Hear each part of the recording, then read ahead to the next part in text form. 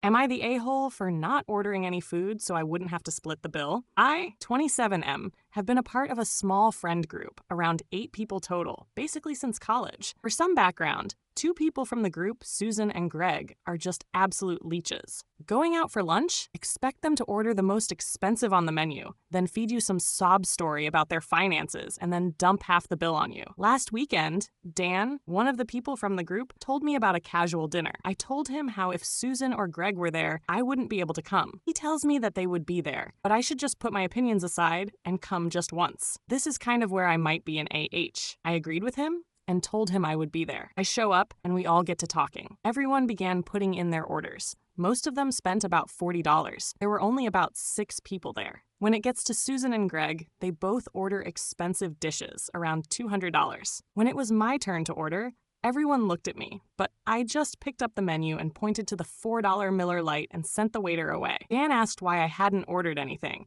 and all I said was that I lost my appetite. The other 2 friends got up as well to cancel their orders and just have drinks. After the main courses came out, I saw Susan and Greg picking at their food. The waiter then brings over the check. Greg then grabs the waiter and asks him to split the check 6 ways. I stand up and correct him, saying the check was to be split 3 ways. Greg looks at me confused and asks why, since we always split the bill. I reminded him that 3 of us had not eaten any food, so we would just be paying for our drinks. So basically, at the end of the night, Dan, who probably only ate around $50 worth of food, was stuck with a $146.98 check at the end. Yes, I remember the exact number. I swear I saw his jaw drop when he picked that receipt up. I slid a $10 towards the check, said goodbye to everyone, and walked out. The next morning, I found my phone full of texts from Greg and Susan telling me I was an AH for not ordering any food and forcing them to pay more than they had accounted for.